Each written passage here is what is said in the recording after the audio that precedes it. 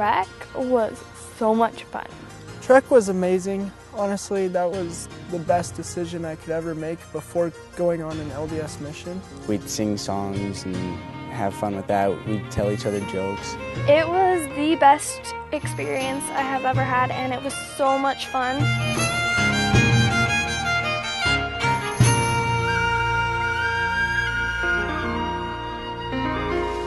I got up at like 4 o'clock in the morning to get ready, and it was really hard to get up and go.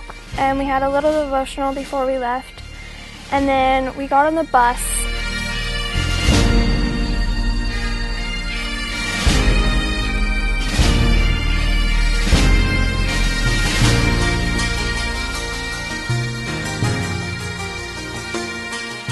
Getting to Wyoming was really, really long.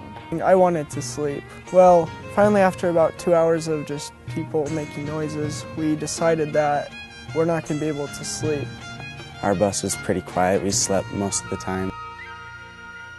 The kids were crazy. They were playing Uno. Had some people singing and stuff, and it was pretty fun doing that.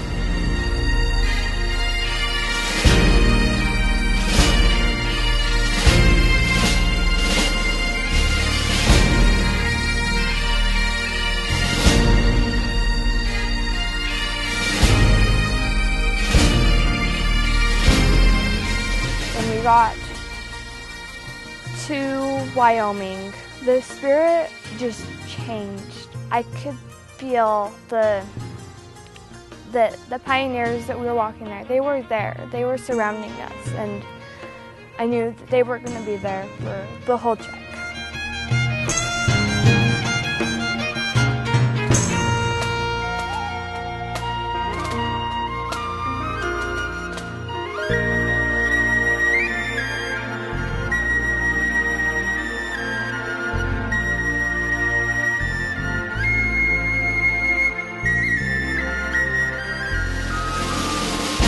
Pushing the handcarts was easier than I thought, but I was in the back pushing, and I felt like I was just sitting there putting my hand on the back of the handcart and walking, not doing anything to help at all. And then the woman's pull came, and I had the chance to be in the front actually pulling, and I realized that it does make a difference to have people behind you helping to push you.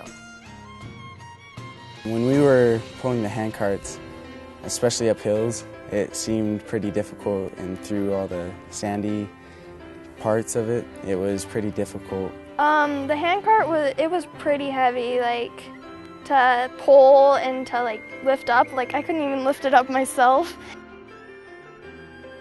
But we would run up the hills, and we were just trying to run, and so I'm assuming that's why they put us in the very back of the line, because they didn't want us to just run the whole time.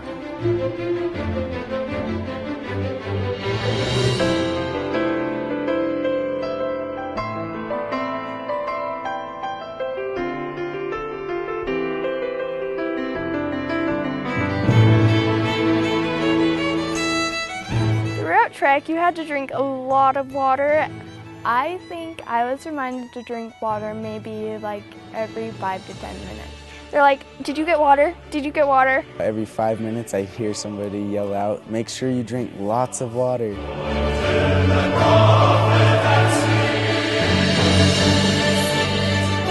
The food was amazing. My favorite meal was probably the pulled pork sandwiches. The noodle soup. I liked the lettuce wraps. Those were pretty good. My favorite meal was Pizza Hut on the bus. We had so much more than the Pioneers had. The Pioneers had a little bag of flour for the whole day, and here we are. We have 3 meals and plenty to eat. I mean, there was a whole moving trailer full of food. So when you get 300 youth together, they can do some pretty stupid things.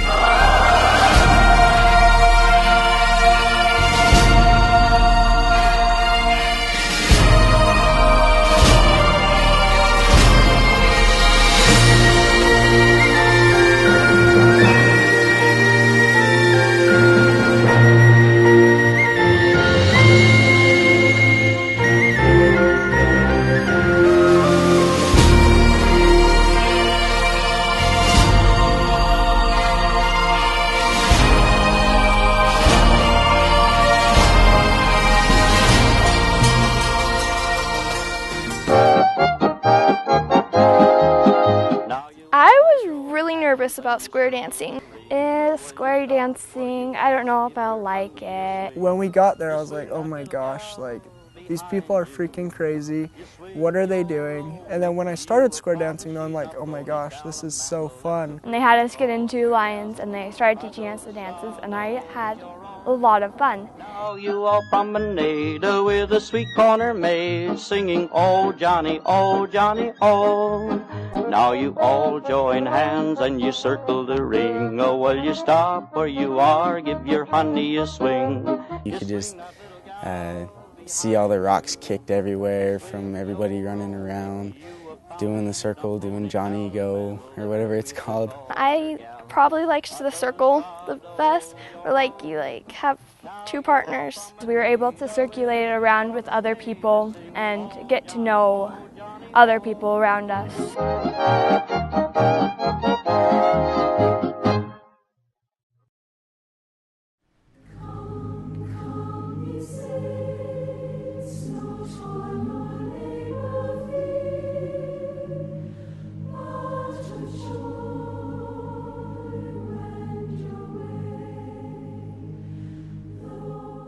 The devotionals at Trek were really good, especially the ones that we had in the morning, because we were all tired from the day before. We were waking up, and I said, Hugo, okay, it's time to go. And he looked at me and he smiled and he said, let me die, because he doesn't like waking up early. We'd come, we'd wake up and go to this devotional where they would share stories about the pioneers, and it was just spiritually strengthening. And one of the things that stuck out to me was the singing, when they had little songs that we did, and how whenever you sing "Come, Come Ye Saints," you should stand, because if you stand, then it respects the pioneers. While we were up there, we did a lot of singing. About every stop that we made, we sung a song, or a song was sung to us. My favorite by far is still the Trek medley. And props to the kids that sang by themselves or did the solo singing. That was really impressive. I felt a strong spirit from that. There really is a spirit to music. It was just different from regularly singing in church. Testimony meeting was amazing. I loved being able to be there and to hear all these people, especially the ones that I didn't know, how amazing and how strong their testimonies were. One thing I really loved about testimony meeting was some guy showed up. I didn't know who he was. He brought letters from our families, and I got one from my mom. And I remember reading that letter and I just started crying so hard. It really made me want to go home and just hug my mom and tell her I love her. My testimony grew by listening to all the other testimonies. When I was listening to all that, I just felt in myself something just kind of say, hey, yeah, this is definitely where you need to be. One of the girls, she said she did not want to come, but she did because she felt the Spirit telling her to come help somebody, and that somebody was me. So while we're walking along the trail, at just random moments, they would pull someone out and tie a black flag around them, which meant that that person was dead. So on Saturday morning, the last day that we were there, they killed off 20 or 30 people. And then what happened was they had everybody lined up against the fence that was killed off, and they were either looking down or they were just looking over into the distance. And as everybody else was walking out to go on their trekking stuff, you could see them all looking over at their family members like, I wish you were coming with us to help us out. Reach to rescue means that we need to be the Lord's hands to help in whatever way He needs us to.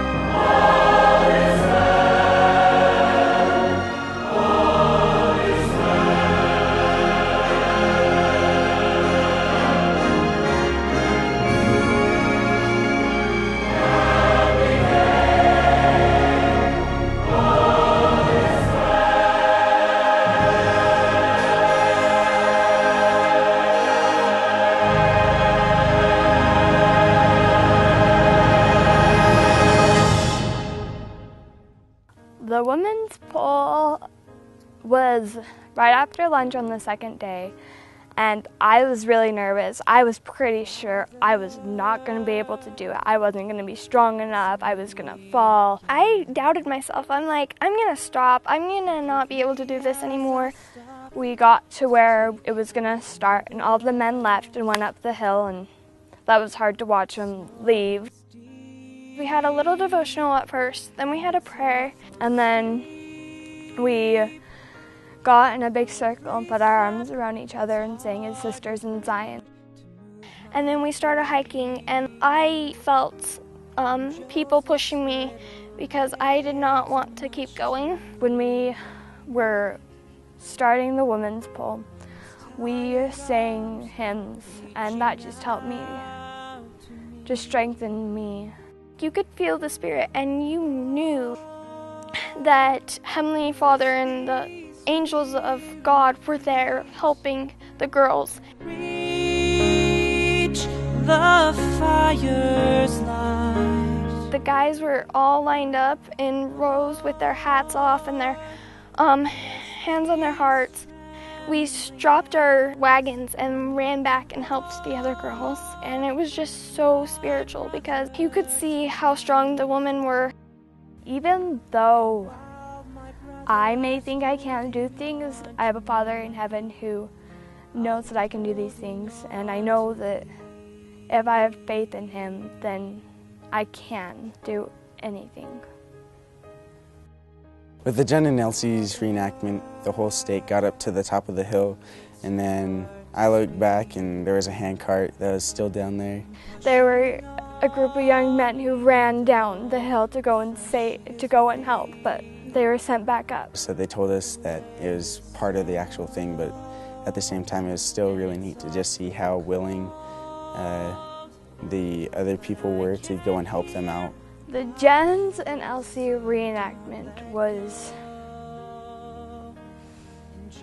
a story of this woman who her husband's feet were frozen from the frostbite, and he told her to leave him on the side of the road to die. And she told him to get in the wagon, and she pulled him up Rocky Ridge by herself. And at Trek, they did that, and it was my parents who were doing the reenactment. And for me, it was really hard to watch and not be able to go down and help. I'm sure it was really hard for my mom. And I learned that she is an amazing person and she can do anything she puts her mind to. Another step, another breath. I feel thee close. The Jens and Elsie reenactment taught me that And I can hold spouses do need to be there for each other all the time, and they need to trust in each other, that I won't together they can do anything. As a rescuer, the highlight of my trip was the Sweetwater crossing. When we got to the Sweetwater, the rescuers, we were told to go down into the water. We were each told to choose one person to start carrying across the river. So I chose one of my friends and I carried her across, and that's something that you don't get to share with your friends every day. As a rescuer, we are constantly in and out of the water, helping other people, helping families push handcarts across, making sure that they went across the best way instead of through the deep mud. So we were told to just help people across whenever they needed it and help wherever we could. As I was carrying people across, I got to carry both my mom and my dad across. And when I went to go carry my mom across, she at first didn't really want me to, and then I was like, no, I'm going to carry you across. And then when I got to go back and carry my dad across, I picked him up on the side of the river, and I carried him on my back. And as I was crossing the river, I was thinking about how the boys that carried them across in the freezing river, I was just wondering to myself how they did that with all those people. And so I took my dad all the way up, and